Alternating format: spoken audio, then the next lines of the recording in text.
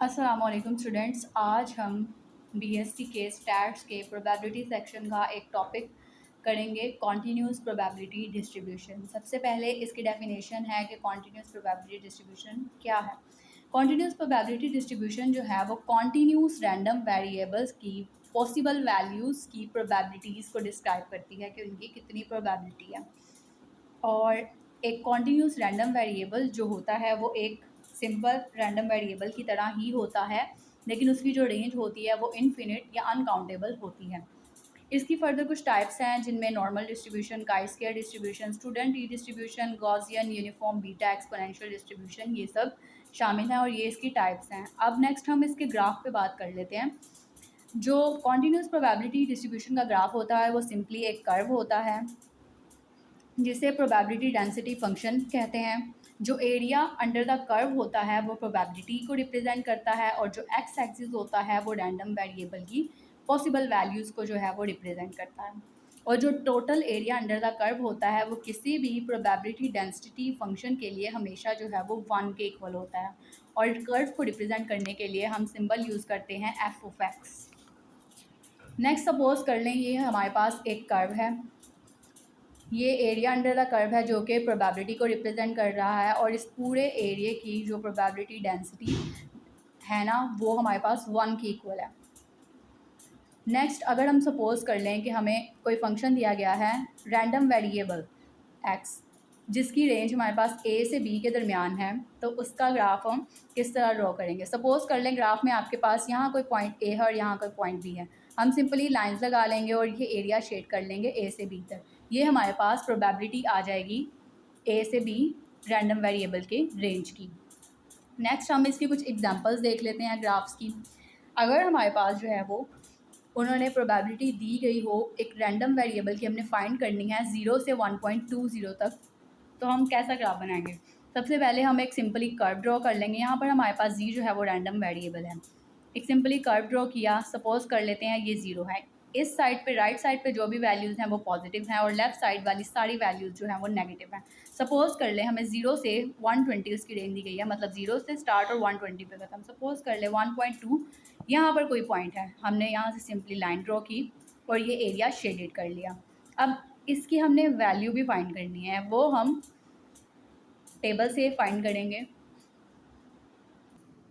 ये है हमारे पास एरिया अंडर द कर्व वाला के लिए टेबल। अब इसमें हमने 0 और 1.2 की वैल्यूज़ देखनी है। 0 से हमारे पास ये आ रहा है और 1.2 यहाँ पर ये आ रहा है, तो हमारे पास जो वैल्यू है वो है 0.3849। ये वैल्यू सिंपली हमने यहाँ पर पुट कर दी और यही हमारे पास इस ग्राफ की प्रोबेबिलिटी की वैल्यू है। नेक्स्ट हमारे पास नेगेटिव फंक्शन के लिए है जो कि है -1.65 से 0 तक। ये ग्राफ हमने ले लिया 0 क्योंकि राइट साइड जो है वो पॉजिटिव के लिए और लेफ़्ट साइड जो है वो नेगेटिव के लिए है। तो हम -1.6 को ये पॉइंट है हमारे पास, हमने दोनों साइड पे लाइन ड्रॉ कर ली और ये जो एरिया अंडर है ये हमारी प्रोबेबिलिटी को शो कर रहा है। अब इसकी वैल्यू भी हम सेम उसी तरीके से निकालेंगे, लेकिन क्योंकि हमारे पास उस टेबल में नेगेटिव वैल्यूज़ के लिए कोई वैल्यू नहीं थी कर्व की, तो हम सिंपली एक्सचेंज कर देंगे। 0 को फर्स्ट पे ले आएंगे, 1.65 को दूसरी साइड पे ले आएंगे और जब हम इसे दूसरी साइड पे लेकर आएंगे तो इसका जो नेगेटिव साइन है वो पॉजिटिव में चेंज हो जाएगा और इस तरह हम टेबल से इसकी वैल्यू निकाल सकते हैं। लेकिन टेबल से हम वैल्यू जो है वो 1.1 की है, 2 की है, 3 की, 4 की और 1.67 इस तरह है। 1.65 की वैल्यू नहीं है और दूसरी साइड पे है 0.005। तो हम वहाँ पर इसमें हम क्या ऐड करेंगे, 1.65 में हम ऐसा क्या ऐड 1.6 में हम क्या ऐड करेंगे कि 1.65 बन जाएगा। ऑफकोर्स 0.005 जब हम इसमें ऐड करेंगे तो ये 1.65 बन जाएगा। तो टेबल से हम 0.05 लेंगे और 1.6 पर उसकी वैल्यू चेक करेंगे, हमारे पास ये वैल्यू आएगी और यही हमारा आंसर होगी। थर्ड में है अब 0.6 से 1.67। पहली जो दो हमने एग्जांपल्स लिए हैं वो 0 से हैं, लेकिन अब जो हम एग्जांपल देख रहे हैं वो 0 से नहीं है, वो 0.6 से है 1.67 तक उसकी रेंज। अब हम यहाँ पर सपोज कर लेते हैं ये 0 पॉइंट है, 0.6 यहाँ पर है और 1.6 कोई यहाँ पर पॉइंट है। इन दोनों पॉइंट्स के पॉइंट्स की लाइंस ड्रॉ करके हम इसे शेड कर लेंगे और ये शेडेड पार्ट ही हमारी प्रोबेबिलिटी है। अब इसकी वैल्यू कैसे निकालेंगे ग्राफ से? तो सिंपली पहले हम इस टोटल एरिया को रख लेंगे, यहाँ से लेकर यहाँ तक के एरिया को, 0 से लेकर 1.67 के एरिया को रख लेंगे। और क्योंकि ये एरिया हमें नहीं चाहिए, हमारे लिए ये रिक्वायर्ड है, तो हम इस एरिया को इसमें से माइनस कर देंगे, टोटल में से इस एरिया को माइनस कर देंगे। मतलब 0 से 1.67 टोटल एरिया है, जिसमें से हमने 0 से लेकर 0.6 तक का एरिया जो है वो माइनस कर देना है। इनकी वैल्यूज़ हम ग्राफ पे चेक कर लेंगे। जैसे कि 1.67 है, तो ग्राफ में हमारे पास सिर्फ 1.6 की वैल्यू है। तो अगर हम इसमें 0.0007 ऐड करेंगे तो हमारे पास 1.67 आ जाएगा। तो वहाँ पर हम 1.6 पर वैल्यू देखेंगे 0.07 की। इसी तरह यहाँ पर अगर हम देख लें तो यहाँ पर 0.6 है, सिंपली ग्राफ पे इसकी वैल्यू मिल जाएगी। दोनों की वैल्यूज़ को माइनस कर लेंगे और हमारे पास ये वैल्यू आ जाएगी जो कि रिक्वायर्ड है हमारे पास।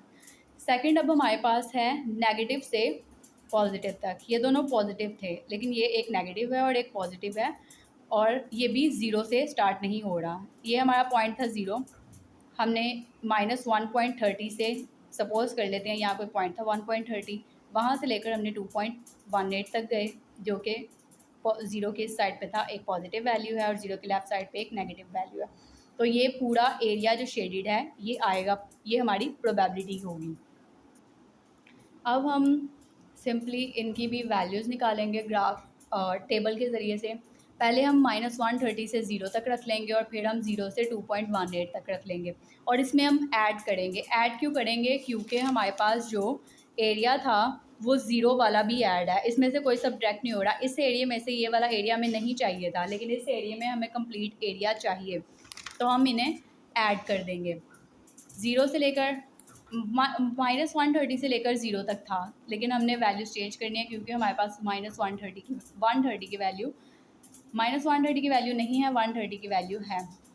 ये इन दोनों प्रोबेबिलिटीज़ को हमने ऐड कर लिया। 2.1 की वैल्यू होगी, लेकिन 2.18 की वैल्यू नहीं होगी। इसमें 0.08 जब हम ऐड करेंगे तो हमारे पास ये टर्म आएगी।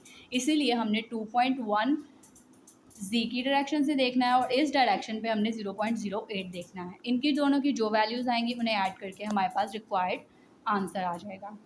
अब उस सूरत में जब दोनों ही वैल्यूज़ जो हैं वो नेगेटिव साइड पे हों और ज़ीरो से स्टार्ट ना हो रही हों, जैसा कि यहाँ पर -0.84 सपोज़ कर ले यहाँ कोई पॉइंट है, और -1.96 सपोज़ कर ले यहाँ कोई पॉइंट है, तो ये एरिया जो शेडेड है ये प्रोबेबिलिटी को रिप्रेजेंट करेगा।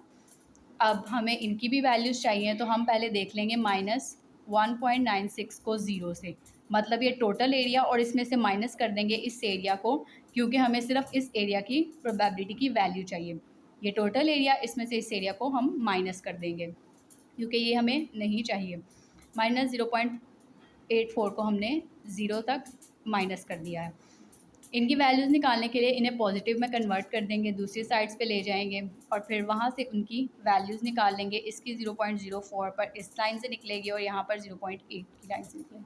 ये दोनों वैल्यूज़ जब आ जाएंगी तो हम इन्हें सब्ट्रैक्ट करके अपनी रिक्वायर्ड प्रोबेबिलिटी निकाल लेंगे।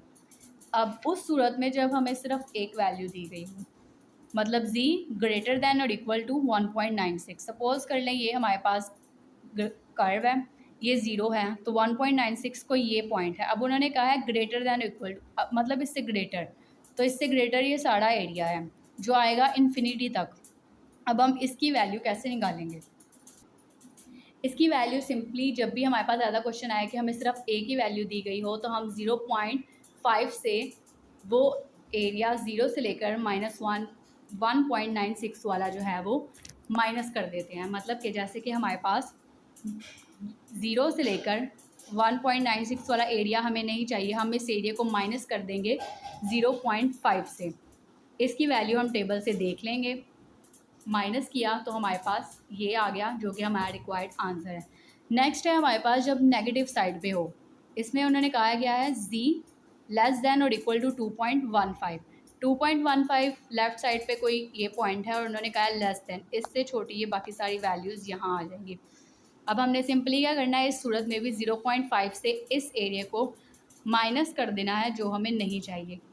0 से लेकर -2.15 से लेकर 0 तक ये एरिया हमें नहीं चाहिए, हमने इसे सिंपली 0.5 से माइनस कर दिया है, क्योंकि इसकी वैल्यू लेने के लिए हमें इसे पॉजिटिव में चेंज करना होगा। टेबल से जब इसकी वैल्यू लेंगे तो वो ये आएगी, और इसको जब दोनों को माइनस करेंगे तो 0.0158 आएगा, जो कि हमारा रिक्वायर्ड प्रोबेबिलिटी है।